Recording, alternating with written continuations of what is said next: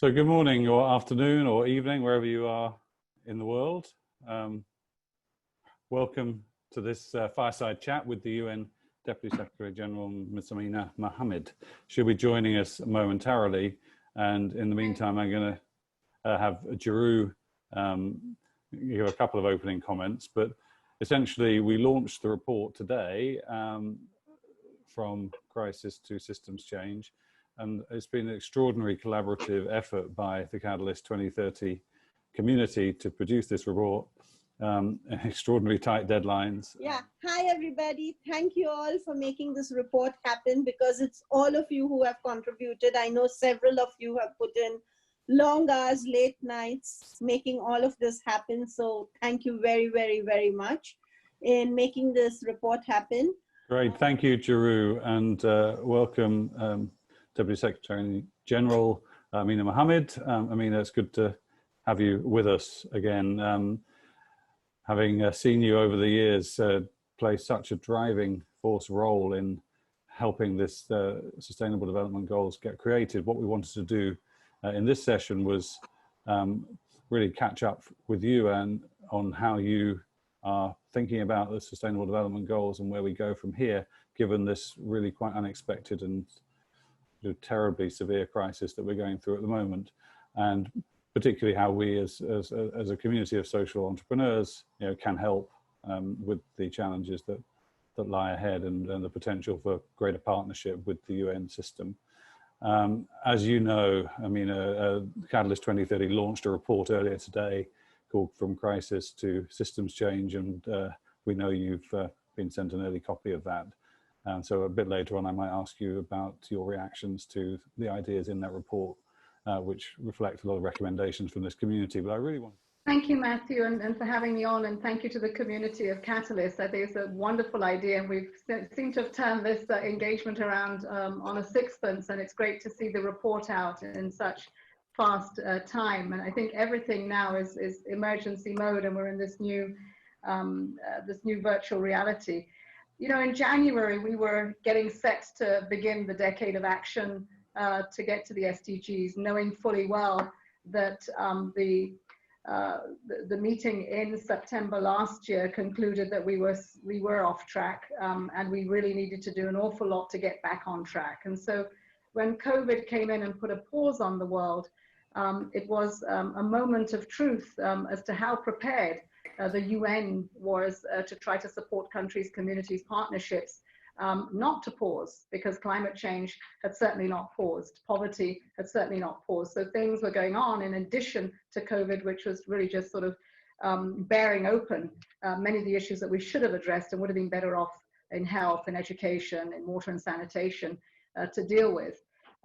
So a real crisis, uncharted waters, but from a place of where we were off track to getting on track to seeing COVID as the opportunity to leapfrog many of the issues, because in trying to respond and recover better to COVID, we should be really grabbing the opportunities.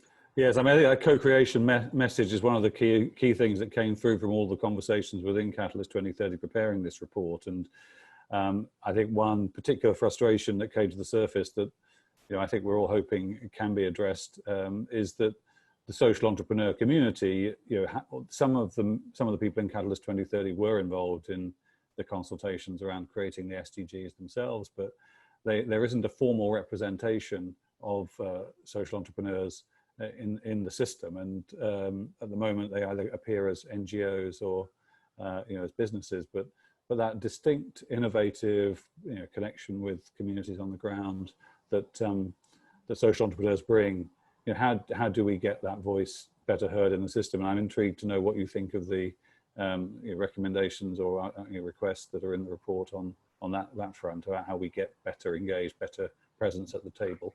Mm-hmm.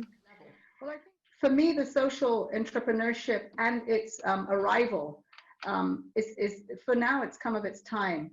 How do you position it so that it is taken seriously and is not just thought of as a do-good effort? It's about understanding better what social entrepreneurship means.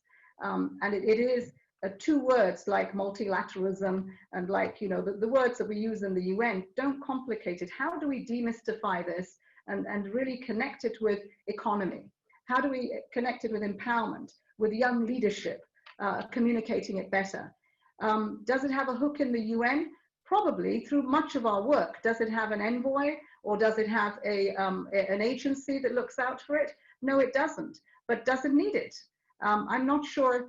For the envoy, I'm quite excited about that, and I think, well, you know, we should give some thought to it and take that back to the SG. But in terms of the hook in the UN system, so that you can gain the opportunity of the convening space that we have and the wealth of knowledge to help use and we shape the tools that could be used outside. There is the UN Office of Partnerships, and how they think as the gateway to the UN of promoting social entrepreneurship, amplifying it and getting into the UN. I think that's a conversation that we could have and that we should have. The UN Global Compact. How does the UN Global Compact that has over 40,000 businesses with it deal with this? And under the new leadership of a young African woman who has come from the tech business, maybe this is a really good time to have that discussion with her as well.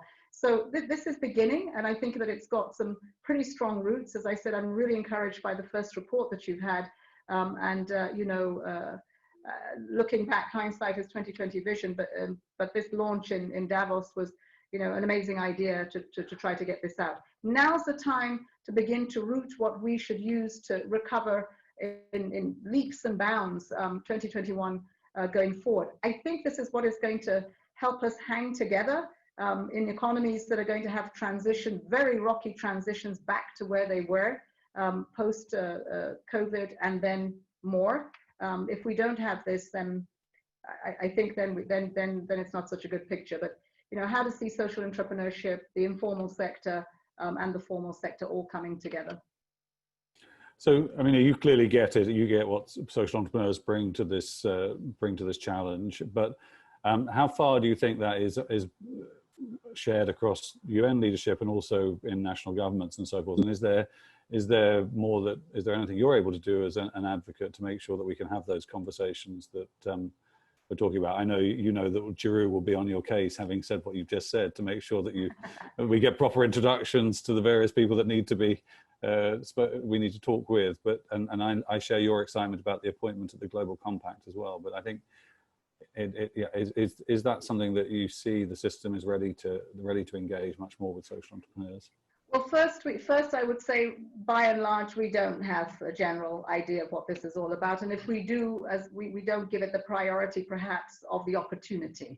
I'm not, you know, a lot of things are prioritized, but the opportunity of social entrepreneurship is not understood as well as it should be. And I think that that's an opening for us to have. And so we should be engaging. What's your best point of engagement? It's not New York. New York's great, and we understand the point of engagement should be in every one of the RC's offices, our resident coordinator offices in 131 countries.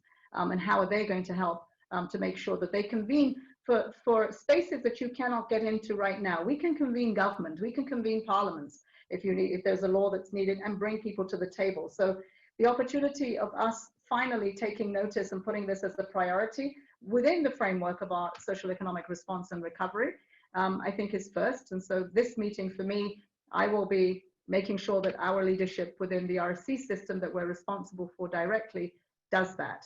You know, see where we go from there on the UN side.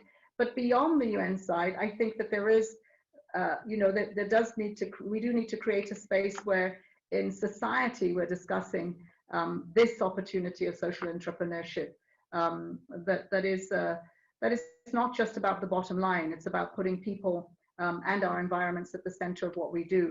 The business models that are created today, co-created today, provide that opportunity for a new world, a new era of engagement with our possibilities and aspirations.